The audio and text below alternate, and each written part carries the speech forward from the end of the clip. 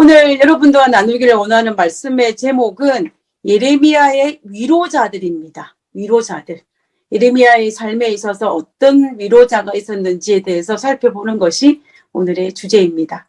제가 몇 년 전에 그 예수님의 십자가에 대한 말씀을 묵상하다가 제 마음에 큰 감동이 왔던 장면이 있었습니다. 그것이 어떤 장면이냐면 예수님께서 십자가에 달려 있을 때에 정말 그 고통 가운데 있을 때에 예수님의 귀에는 뭐 조롱하는 소리, 비난하는 소리, 여러 가지 소리가 들렸는데 그 중에서 그 많은 소리들 중에서 예수님의 위로가 되는 말이 있었습니다. 그 말이 뭐냐면 그 예수님 십자가 우편에 있던 강도가 당신의 나라에 임하실 때에 나를 기억하옵소서라고 했던 그 강도의 소리가 예수님에게 얼마나 큰 위로가 되었을까라는 생각을 하면서 제가 큰 감동을 받았던 적이 있었습니다. 근데 저는 오늘 그 예수님의 위로자였던 오르변 강도의 그 말씀을 생각하면서 예레미야의 삶에 있어서도 그에게 위로와 또 그의 삶에 큰 벗이 되었던 그들의 모습들 한 명씩 한 명 살펴보면서 우리가 이 땅에 살면서 누군가에게 큰 위로자가 되는 그 기쁨과 그리고 또한 그 위로를 받는 사람들의 누릴 수 있는 그 축복을 우리는 한 번 정도 생각해 보는 시간이 되었으면 좋겠습니다. 우리가 성경에 있는 많은 인물들 중에 베드로를 기억하실 것입니다. 여러분 베드로 하면은 베드로가 어떤 성격을 가진 사람이었습니까? 베드로가 가진 성격은 우리가 알다시피 다혈질의 성격을 가지고 있는 한 캐릭터의 인물인 걸 볼 수가 있는데요. 근데 그와 반대로 예레미야는 이 베드로와 또 다른 성격을 가진 대표적인 인물이라고 볼 수가 있을 것 같습니다. 그는 굉장히 온순한 성격의 소유자였습니다. 우리가 그것을 어떻게 알 수 있냐면 그 예레미야서를 보면은 예레미야서에서 유독 다른 선자와 다르게 어떤 내적 갈등, 이런 갈등에 대해서 자주 반복하여 드러내고 있는 모습을 볼 수가 있는데요. 그래서 우리가 많은 이 신학자들이 주장하기로는 예레미야의 성향은 천성적으로 수줍어하고 사교성이 없고 섬세하고 민감한 성격을 가진 그 캐릭터를 가진 사람이 누구냐면 바로 예레미야라고 그 평가를 하고 있는 것을 볼 수가 있습니다. 그런데 그런 성향을 가진 예레미야임에도 불구하고 40년 동안 이 하나님의 기별을 전한 선자로 남방유도가 멸망해 갈 때 그때에 하나님의 기별을 전하는 선자로 활동했던 선자가 바로 누구였냐면 예레미야였던 것입니다. 근데 그 예레미야가 40년 동안 그 활동하면서 그의 옆에서 위로자가 되었던 그 친구들, 또 믿음의 동역자들을 살펴보면서 우리가 이 시간 하나님의 말씀을 살펴보는 시간을 가졌으면 좋겠습니다. 그 예레미야의 그 벗이었던 위로자였던 대표적인 인물이 누구였냐면 사반의 아들들과 그의 손자들을 한번 살펴보기로 원하는 것입니다. 자, 사반. 여러분 사반하면 딱 떠오르는 이미지가 무엇입니까? 여러분 사반이 누구입니까? 우리가 성경을 읽을 때에 어디에서 사반을 살펴보았는지를 우리가 한번 생각해 보았으면 좋겠습니다. 이 사반은 언제 등장하냐 하면 요시야 왕 때 등장을 합니다. 요시야 왕 때 등장을 하는 것을 볼 수가 있는데요. 그 요시야 왕이 등장할 때에 여기에 사반이 요시야 왕 때 요시야 왕이 선한 왕이지 않습니까? 그 선한 왕 요시야가 성전을 수리할 때가 있었습니다. 그때 성전을 수리하다가 그 당시에 제사장이었던 이 힐기야가 무엇을 하냐면은 힐기야가 그 율법서를 발견하지 않습니까? 그래서 그 율법서를 발견해서 누구에게 주냐 하면은 바로 사반에게 줍니다. 그 사반에게 주는데 그때에 이 사반이 요시야 왕에게 전달합니다. 그 사반이 바로 오늘 제가 다루기를 원하는 바로 그 사반입니다. 그 사반에게는 아들이 총 4명이 있었습니다.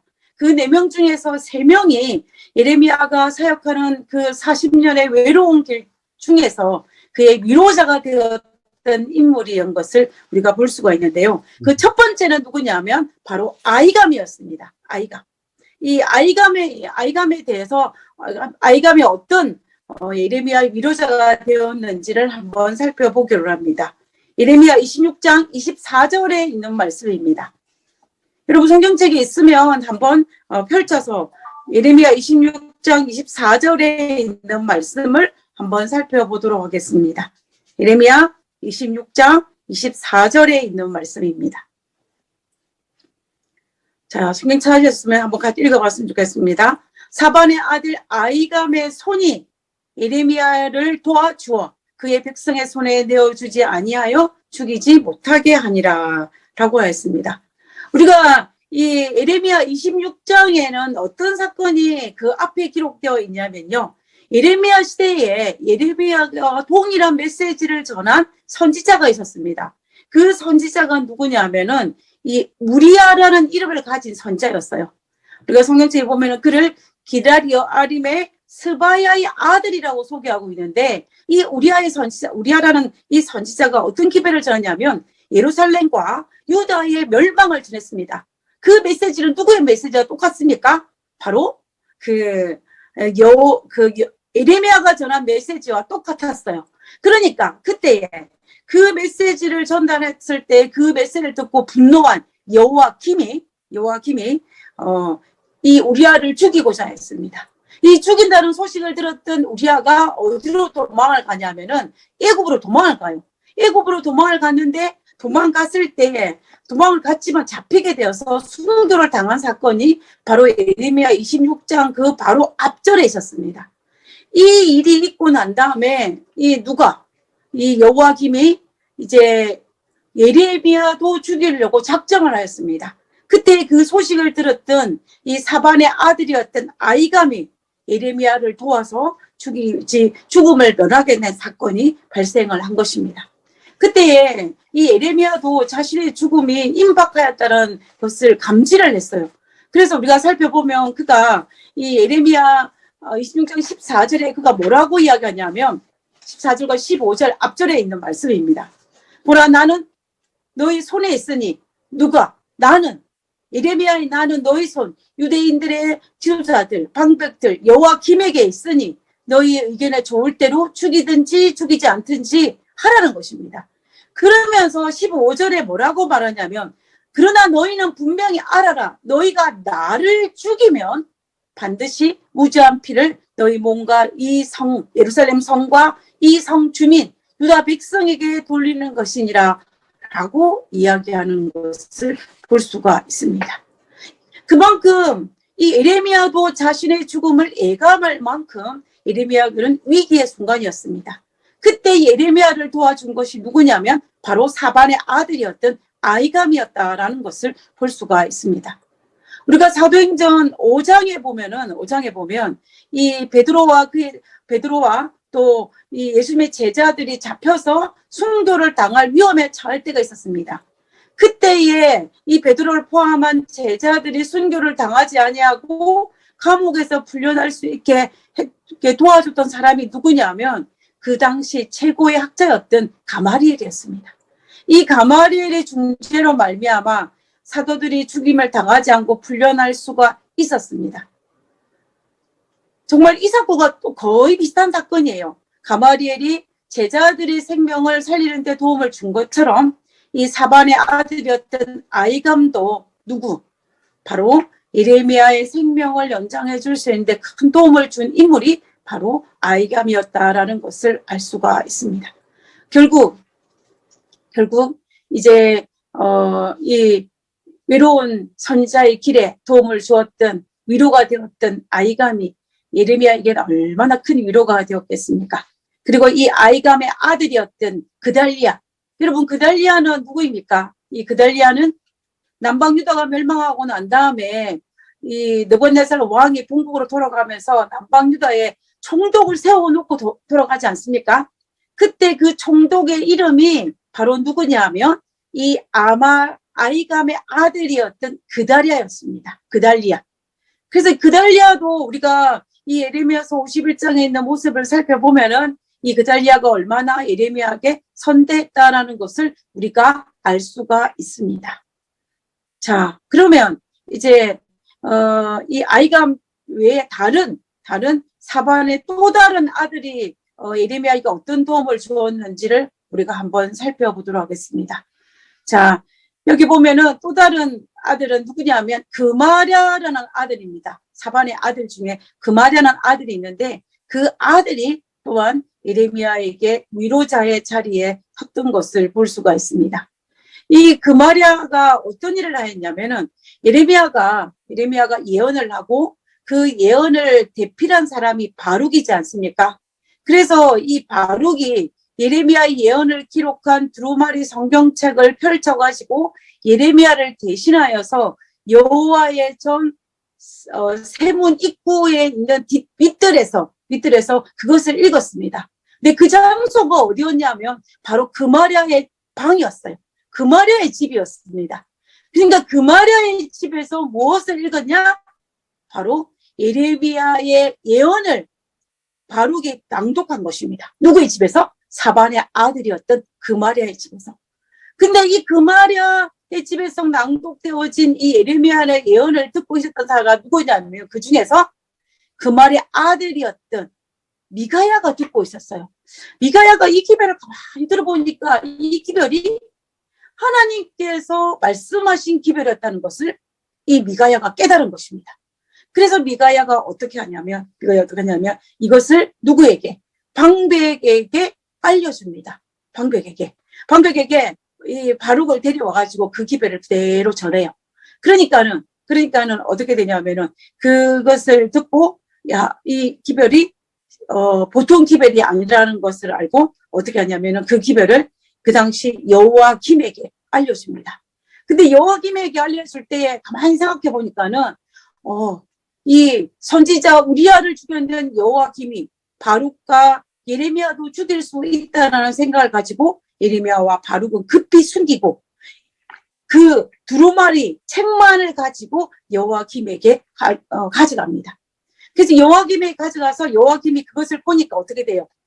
그것을 보니까는 이제 이 기별이 보통 않다는 것을 그가 안 것입니다. 그래서 바룩을 불러가지고 그걸 읽을 때 그것을 보고 어떻게 했냐면 여호와김이 분노하여서 예레미야와 바룩을 죽이려고 하여튼 죽이지 못하고 어떻게 합니까? 여호와김이 분노하여서 두루마리 책을 화덕에 태우는 그 사건이 바로 이 예레미야서에 등장하는 것을 우리가 볼 수가 있습니다. 그래서 결과적으로 우리가 살펴볼 때에 이 그마랴와 그리고 그의 아들 미가야는 예레미야의 예언이 선포될 수 있도록 도움을 준 자가 바로 그마랴와 미가야였다라는 것을 우리가 알 수가 있습니다.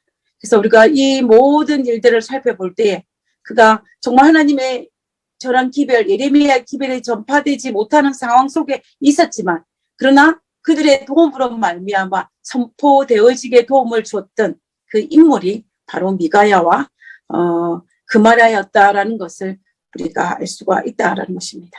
자, 그 다음에 또 사반의 아들들 중에서 예레미야의 위로자가 된 인물이 있습니다. 그가 누구냐면은 엘라사라라는 인물입니다. 이 엘라사. 예레미야 29장에 보면 이 엘라사라는 인물이 등장하는데요.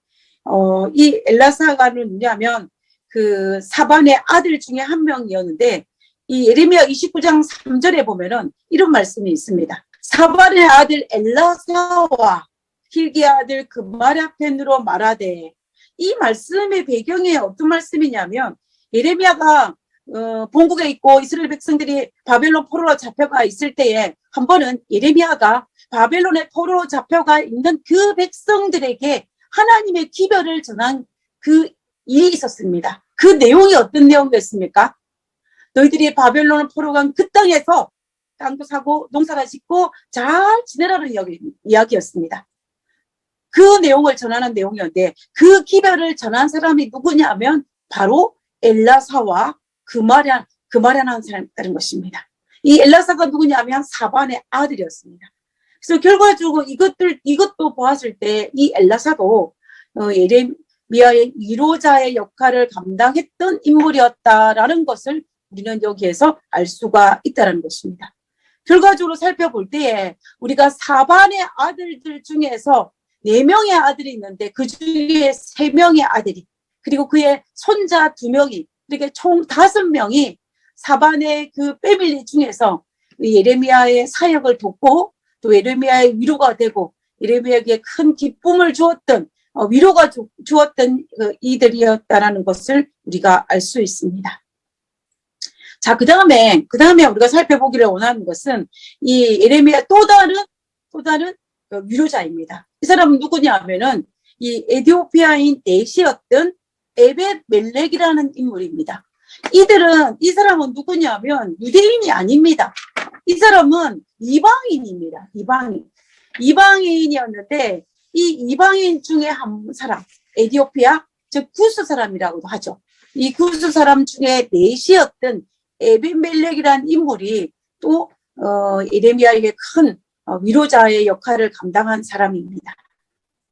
그는 직업이 뭐였냐면 시드기야 왕의 궁궐에서 4시들 중에 한 명이었습니다.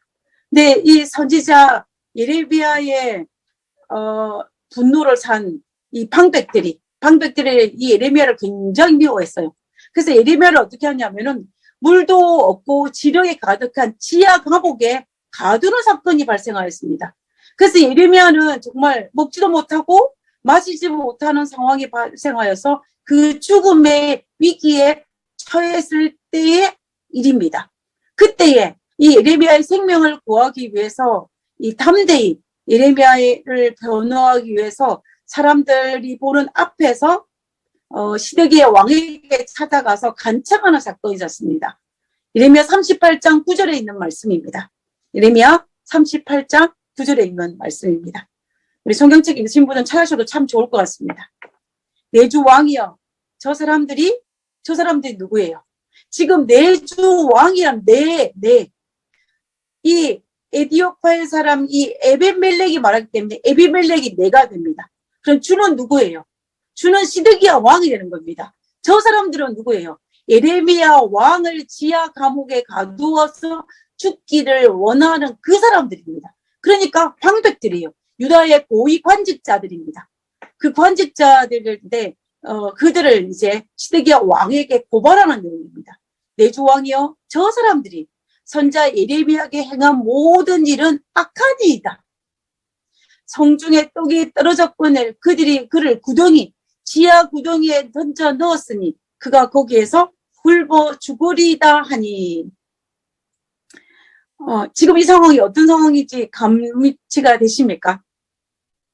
지금 이 예레미야의 생명을 구하기 위해서 이 내시가 왕 앞에 나가가지고 방백들을 고발하는 사건이에요. 근데 이런 상황은 이 내시에게는 결코 쉬운 일이 아닙니다. 이 당시에는 시드기야 왕도 누구의 눈치를 봤냐면은 방백들의 눈치를 봤습니다. 그래서 방백들의 심기를 거슬리지 않기 위해서 이 시드기야 왕이 자기 마음대로 통치를 할 수 없었던 시대가 이 남방도가 멸망할 때 그때 그 시대 상황입니다. 그럼에도 불구하고 이 내시가 왕 앞에 나가서 그들이 한 행위가 악한 일이다. 그들이 행한 행위가 악하다. 악을 행하였다라고 고발하고 있는 것을 볼 수가 있는 것입니다. 그래서 이 내시가 얼마나 자기의 생명을 담보로 하면서 담대히 또 하나님의 선자였던 이 예레미야를 구하고자 했다라는 것을 우리가 볼 수가 있다는 것입니다. 이 내시가 이 예레미야가 하나님의 기별을 받은 선자라는 확신이 그의 마음속에 있었습니다. 그래서 그는 왕 앞에 담대히 나갈 수 있었고, 그리고 그 왕 앞에서 감히 왕도 눈치를 보고 있는 그 방백들을 향하여 그들의 행위가 악하다라고 할 수가 있다라는 것입니다. 정말 대단한 사람이었다라고 저는 생각이 들어요. 이방인임에도 불구하고. 하나님께서는 이렇게 용기를 내서 예레미야의 생명을 구한 이 에비멜렉을 기억하셨습니다. 그래서 이 에비멜렉에게 어떤 약속을 하냐면 예레미야 39장 16절에 18절에 보면은 남방 유다가 멸망한 그날에 그의 생명을 담보하였습니다. 17절에 보면 여호와의 말씀이니라 라고 하면서 예레미야 39장 17절에 보면 내가 그날에, 이 그날이 어느 날이냐면 남방 유다가 멸망한 그날이에요. 그때 우리가 알다시피 유다가 멸망할 때에 많은 사람들이 죽임을 당하였고 많은 사람들이 바벨론의 포로로 잡혀갔습니다. 그날에 너를, 에이멜렉 너를 구원하리니 내가 그 두려워하는 사람들의 손에 넘겨지지 아니하리라. 넘겨지지 아니하고 너를 구원하겠다라고 이야기하는 것을 볼 수가 있습니다. 그러면서 18절에 보면 하나님께서 내가 에이멜렉의 생명을 구원한 그 이유를 밝히고 있습니다. 그 이유가 뭐냐면 네가 나를 믿었습니다 라고 얘기하고 있습니다. 그래서 하나님께서는 이 에이멜렉의 믿음을 보시고 그의 생명을, 그 위기의 때에 그의 생명을 보존하고 계시는 것을 우리가 볼 수가 있다라는 것을 알 수가 있습니다. 자, 그러면 이제 세 번째로 살펴보기를 원하는 인물은 바로 누구이냐면 바룩. 우리가 예레미야 하면 너무나 잘 알고 있는 사람이 바룩이지 않습니까? 그 바룩의 형제였던 이 스라야라는 인물에 대해서 우리가 한번 살펴보기를 원하는데요. 이 스라야도 바로 이 예레미야의 위로자 중에 한 명이었다라는 것을 볼 수가 있는데요. 이 스라야가 위로자가 될 수 있던 그 배경을 설명을 하면은요, 이 시드기야 왕 4년에 있었던 사건입니다. 이 시드기야 왕 4년에 시드기야 왕과 대신들 몇 명이 이 바벨론에 방문한 일들이 예레미야 51장에 기록하고 있습니다.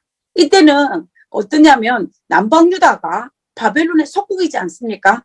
그래서 시드기야 왕의 요청에 의해서 그 남방 유다의 그 왕으로서의 그것을 잠시 내려놓고 4개월이 걸리는 바벨론에 방문한 사건이 기록되어 있습니다. 그러니까 예루살렘에서 바벨론까지 가는데 걸리는 시간이 4개월이에요. 그러면 돌아오는데 걸리는 시간은 몇 개월입니까? 4개월이죠. 그러면 가가지고 바로 오는 것이 아니고 바벨론에서 어떤 일을 하겠죠. 그러면 아무리 짧게 잡아도 한 달이 될 것입니다. 그럼 토탈 합치면 9개월 동안에 이 국정을 비워두고 왕이 이제 바벨론에 참여한 사건이 예레미야 51장에 기록되어 있는데 그때 그 시기적으로 어떤 시기인지를 우리가 계산해 보면 그때가 이 시드기야 왕이 왕위에 오른 지 4년째예요. 그때 연도를 계산하면 그 연도와 다니엘서 3장의 연도와 동일합니다. 자, 그러면 다니엘 3장에서는 어떤 사건이 있었습니까? 다니엘 2장에서 금신상을 받고 그 다음에 3장에는 어때요? 두라 평지에 이 느부갓네살 왕이 금신상을 세우는 사건이 등장하지 않습니까? 시기적으로 봤을 때에 금신상을 세운 다니엘 3장의 사건과 그리고 이 여호와 시드기야 왕이 오른 4년의 사건이 거의 같은 시기인 것을 볼 수가 있습니다. 그때에 두라 평지에 금신상을 세우면서 이 느부갓네살 왕이 각 지역에 있는 모든 총독들을 참여하겠다는 것을 여러분 기억을 하실 것입니다. 그렇기 때문에 이 당시에 남방 유다는 바벨론의 속국이었기 때문에 아마 이 시드기야 왕이 이 두라 평지에 세운 금신상의 낙성식에 참여하기 위해서 갔던 것을 우리가 볼 수가 있습니다. 그때에 그 낙성식에 참여하기 위해 시드기야 갈 때 시드기야와 동행한 인물이 있었는데 그가 누구였냐면은 바로 이 바룩의 형제였던 인물이었습니다. 우리 성경 본문을 한번 읽어보도록 하겠습니다. 예레미야 51장에 있는 말씀입니다. 예레미야 51장 59절에 보면 유다의 시드기야 왕 4년에 마세야의 손자 네리야의 아들, 이 네리야의 아들이라는 것이 뭐냐면 바룩의 형제라는 뜻이에요. 바룩이 바로 네리야의 아들이었습니다. 아들 스라야가 그 왕 누구예요? 시드기야죠. 왕과 함께 바벨론에 갈 때에 선지자 예레미야가 그에게 말씀을 명령하니 스라야는 병창감이더라. 그 다음 성경절을 보겠습니다. 60절에 보면은 예레미야가 바벨론에 닥칠 모든 재난, 곧 바벨론에 대하여 기록한 이 모든 말씀을 한 책에 기록하고 스라야에게 말하기를 너는 바벨론에 이르거든 상가 이 모든 말씀을 읽고 라고 했습니다. 그러니까 예레미야가 예레미야가 스라야에게 준 하나님에 대한 기별은 내용이 무엇이었냐? 그 내용은 60절에 있는 거예요. 바벨론에 닥칠 모든 재난과 곧 바벨론에 대한 걸 하겠습니다. 이것은 뭐였어요? 멸망이었습니다. 결과적으로 이 스라야가 바벨론의 땅에 가서 예레미야에게 들은 기별 중에서 어떤 기별? 바벨론의 멸망, 재난을 입은 그것을 예언한 것입니다. 그러니까 스라야 입장에서는 이 예언을 바빌론 땅에 가가지고 말하는 것이 결코 쉽지 않았다는 것입니다. 그럼에도 불구하고 이 바벨론의 형제였던 이 바룩의 형제였던 이 스라야는 이 예레미야의 예언을 바벨론 땅에서 선포한 것을 볼 수가 있습니다. 이 하나님의 기별이었던 이 예레미야의 기별이 전해지지 않을 그 사이였지만 그를 돕는 자들 스라야에 의해서 기별을 전했던 것입니다. 아마 예레미야에게는 큰 위로가 되었을 것입니다. 자, 그 다음에 마지막으로 살펴본 이 예레미야의 위로자는 예레미야 옆에서 같이 동행하였던 바룩이었습니다. 여러분, 예레미야는 오랜 시간 동안 그의 가까운 보시자 동료였던 이 네리야의 아들 바룩이 그의 곁에 있었습니다. 그래서 이 바룩은 우리가 알다시피 하나님의 말씀을 예레미야에게 주었고 예레미야는 그것을 말했을 때에 바룩이 받아 적었고 그리고 예레미야를 다시 대신하여서 바룩이 그 말씀을 낭독하였던 것을 우리는 예레미야서를 통하여서 그리고 이 역대기를 통하여서 우리는 확인할 수가 있습니다. 우리 예레미야 21장 36절 4절에 있는 말씀을 보도록 하겠습니다. 예레미야 36장 4절에 있는 말씀입니다. 예레미야 36장 4절에 있는 말씀입니다. 이에 예레미야가 네리야의 아들 바룩을 부르매 바룩이 예레미야가 불러주는 대로 여호와께서 그에게 이르신 모든 말씀을 두루마리 책에 기록하니라 라고 했습니다. 그래서 우리 성경은 그 사실을 그대로 기록하고 있어요. 자, 우리가 하나님께서 예레미야를 통하여 바룩을 대필자로 부르실 때 그때가 언제냐면 여호야김이 왕위에 오른 지 4년째라고 되어 있습니다. 그러면 그 해는 유다가 멸망하기 18년 전이에요. 이 예레미야가 요시야 왕일 때에 이제 선자로 활동하기 시작하였습니다. 선자로 활동하고 있다가 시드기야 여호야김이 왕이 4년째. 그러니까 남방 유다가 멸망하기 18년 전부터 누구랑 동행했냐면 이 바룩과 동행했어요. 그래서 이제 그의 사역에 40년 되는 그 사역 중에 거의 절반은 누구와 바룩과 함께 했다라는 것을 우리가 알 수가 있습니다. 그래서 바룩은 예레미야와 함께 정말 그 마지막 그 남방 유다가 멸망할 때 그 고난과 고통을 고스란히 같이 감당했던 사람이 바로 바룩이었음을 우리가 알 수가 있습니다. 바룩의 집안을 살펴보면요. 바룩은 서기관 출신입니다. 그리고 그의 형제 스라야도 누구였습니까? 서기관이지 않습니까? 그러니까 그 집안은 서기관 집안이었어요. 그러니까 한마디로 말하면 잘 나가는 집안이었는데 왕과 그의 신하들이 싫어하는 이 예레미야의 대필자가 된다는 것은 이제 모든 자기의 부귀와 명예를 버리고 이제 왕이 싫어하고 고위 관직자들이 싫어하는 그 예레미야의 편에 서는 것입니다. 그렇기 때문에 이 바룩의 삶도 결코 평탄한 삶이 아니라 힘든 삶이 그에게 이루어질 수밖에 없었다는 것을 우리는 충분히 감지할 수가 있습니다. 성경에 보면 예레미야 45장 3절에 바룩이 하나님 앞에 토로했던 것을 기록하고 있는 것을 볼 수가 있습니다. 예레미야 45장 3절에 있는 말씀입니다. 우리 성경책을 한번 살펴보도록 하겠습니다. 45장 3절에 내가 일찍이 말하기를 여기 내가 누구냐 하면 바룩이에요. 네가 옛날에 이렇게 말하였다라는 것입니다. 그러면서 화로다. 이 바룩이 뭐라고 얘기하냐면 화로다. 여호와께서 바룩인 나의 고통에다가 슬픔을 더하셨으니 나는 나의 탄식으로 피곤하여 편안을 찾지 못하는도다 라고 했습니다. 바룩이 내가 고통 가운데 있는데 어떤 고통? 유다가 멸망하는 그 고통 가운데 있는데 거기에다가 예레미야 편에 서게 하셨기 때문에 하나님께서 나에게 고통의 슬픔을 더하였다는 것입니다.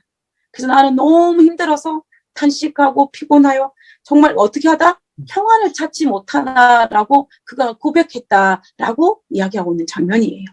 그러므로 이 바룩이 얼마나 그의 마지막 이 예레미야의 대필자가 됨으로 말미암아 그가 행복한 것이 아니라 얼마나 많이 힘들었다는 것을 누구처럼? 예레미야처럼 알 수가 있다라는 것을 우리가 알 수가 있습니다.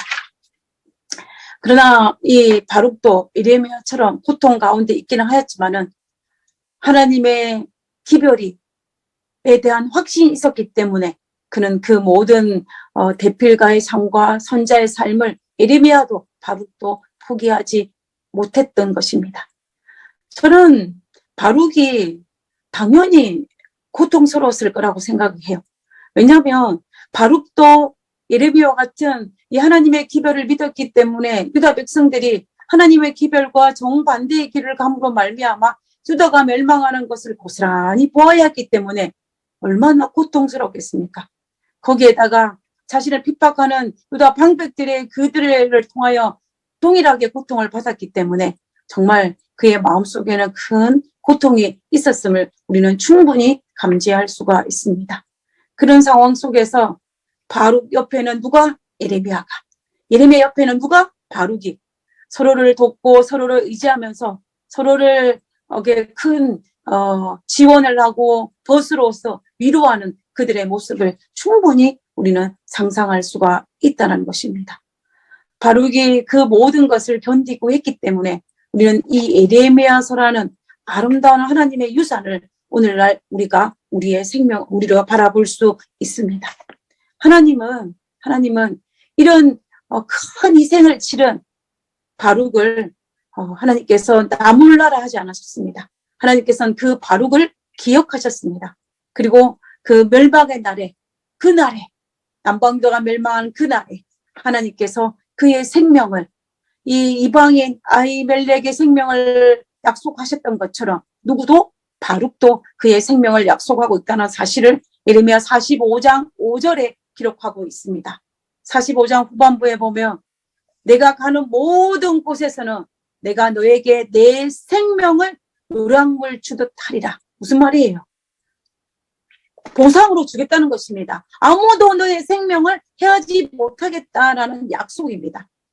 실제로 이스라엘 백성들이 남방유다가 멸망할 때에 세 그룹으로 나누지 않습니까? 첫 번째 그룹은 그 멸망 그날에 죽임을 당하거나 두 번째 그룹은 바벨론의 포로로 잡혀가고 정말 소수의 그룹이 생명을 보존하고 남아 있었는데 그 남아있던 그룹이 나중에 보면 이들이 애국으로 망명 도망가는 이야기가 기록되어 있는데요. 그때 도망갈 때에 그 도망가는 자의 명단 속에 누가 포함되어 있냐면 예레미야도 포함되어 있는데 바룩도 포함이 되어 있어요. 그래서 실제로 그 하나님의 약속처럼 이 남방도가 멸망하는 그날에 바룩은 죽임을 당하지도 아니하였고 바벨론의 포로로 잡혀가지 않았다라는 것을 우리는 알 수가 있다는 것입니다. 그래서 결과적으로 하나님께서는 그 약속을 지켜줬고 이 바룩은 하나님의 그 약속을 받아 누렸다라는 것을 우리는 성경으로 확인할 수가 있다는 것입니다. 자, 하나님께서는 정말 우리도 이 마지막 예수님의 재림의 그날에 하나님의 말씀을 순종하며 믿음으로 산 우리들에게도 정말 이 바룩의 생명을 약속했던 것처럼 하나님께서 우리의 생명도 약속해 주실 것입니다. 성경에는 그 모든 약속들이 성경 곳곳에 기록되어 있습니다. 우리는 그 약속을 우리는 믿어야 할 것입니다.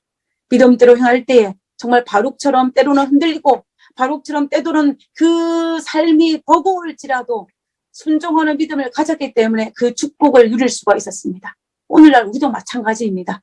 예수님의 재림을 맞이하고 있는 이 시점에 서 있는 우리들도 때로는 버겁고 때로는 힘들고 때로는 우리가 흔들린다 할지라도 끝까지 순종함으로 믿음을 지킨다면 우리는 하나님께서 약속하신 그 생명을, 영생을 보장받을 수 있을 것입니다.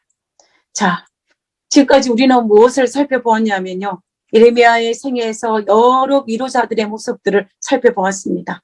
사반의 아들들과 또 이방인 이 에베멜렉과 그리고 바룩과 그의 형제. 비록 예레미야가 40년이 넘는 시간 동안 남방도가 멸망하는 그 시간 동안 눈물의 선자로 고통과 힘든 가운데 있었지만 그의 옆에는 그를 위로했던 위로자가 있었음을 잊지 마시기 바랍니다. 이것은 또다시 우리에게 위로가 되는 것입니다. 우리의 마지막 때 하나님께서는 예레미야에게 위로자를 주셨던 것처럼 우리가 때로는 힘들고 어려운 그 고통의 신앙을 지난다 할지라도 하나님은 우리들에게 위로자를 주실 것이고 또 그 위로자들을 통하여서 우리에게 큰 기쁨과 또 위로를 받게 하신다는 약속입니다. 그 모든 것들을 잘 견딜 때에 이 모든 이 위로자들과 예레미야가 큰 보상을 받았던 것처럼 우리도 마찬가지일 것입니다.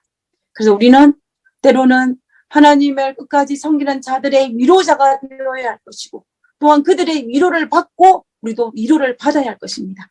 그때 그래서 끝까지 포기하지 않고 살아간다면 하나님께서 우리에게 이 예레미야의 위로자들에게 했던 그 보상과 비교할 수 없는 그 엄청난 것을 하나님께서 우리에게 보상하여 주실 것입니다.